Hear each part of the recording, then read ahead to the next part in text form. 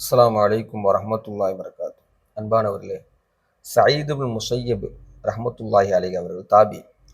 அவர்கள் சொல்வார்கள், இப்னு அப்பாஸ் ரதியல்லாஹு அன்ஹுமா அவர்கள், நாங்கள் அவர்களுடைய சபையில் அமர்ந்திருந்தோம். திடீரென்று அவர்கள் சொன்னார்கள், இன்று வியாழக்கிழமை. இது என்ன வியாழக்கிழமை தெரியுமா? மிகவும் கவலைக்குரிய வியாழக்கிழமை என்று சொல்வார்கள். நபிகள் நாயகம் ஸல்லல்லாஹு அலைஹி வஸல்லம் அவர்கள் திங்கட்கிழமை வஃபாத்தானார்கள். அதற்கு முந்திய வியாழக்கிழமை மிகவும் மயக்க நிலையில் நபிகள் நாயகம் ஸல்லல்லாஹு அலைஹி வஸல்லம் அவர்களுக்கு அந்த மரண நோய் ரொம்பவும் அதிகம் வேதனையை தந்த நாள் இது.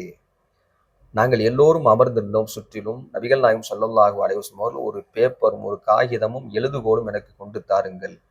நான் சில விஷயங்களை உங்களுக்கு எழுதி தருகின்றேன். அதை நீங்கள் பற்றி பிடிக்கும் காலமெல்லாம் வழி தவற மாட்டீர்கள் என்று சொன்னார்கள்.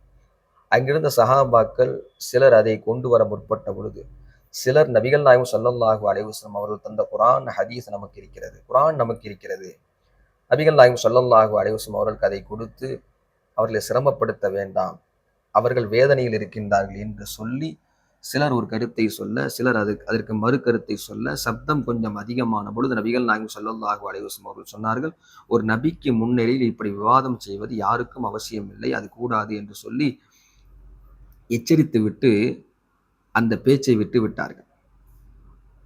இப்னு அப்பாஸ் ரதியல்லாஹு அன்ஹுமா அவர்கள் சொல்வார்கள், நபிகள் நாயகம் ஸல்லல்லாஹு அலைஹி வஸல்லம் அவர்கள் ஒரு முக்கியமான ஒரு செய்தி எங்களுக்கு தந்திருப்பார்கள். நாங்கள் போட்ட அந்த விவாதத்தின் சண்டையின் காரணமாக அது நிறுத்தப்பட்டு விட்டது என்று இப்னு அப்பாஸ் ரதியல்லாஹு அன்ஹு அவர்கள் வியாழக்கிழமை வருத்தப்பட்டு கொண்டிருப்பார்கள்.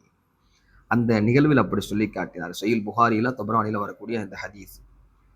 அப்ப இந்த நிகழ்வு நமக்கு உணர்த்தக்கூடிய பாடம், நம்மிடையே ஏற்படுகின்ற கருத்து மோதல்கள், சண்டையின் காரணமாக நமக்கு வர இருக்கின்ற நிஅமத்துகள் பல வகையிலும் தடுக்கப்படுகிறது என்பதை முஹத்திஸீன்கள் இந்த ஹதீஸின் மூலம் நமக்கு விளக்கம் சொல்வார்கள். அல்லாஹ் ரப்புல் ஆலமீன் கருத்து வேறுபாடுகளை நீக்குவானாக, நமக்கு மத்தியில் ஒற்றுமையை தருவானாக. அஸ்ஸலாமு அலைக்கும் வரஹ்மத்துல்லாஹி வபரகாத்துஹு.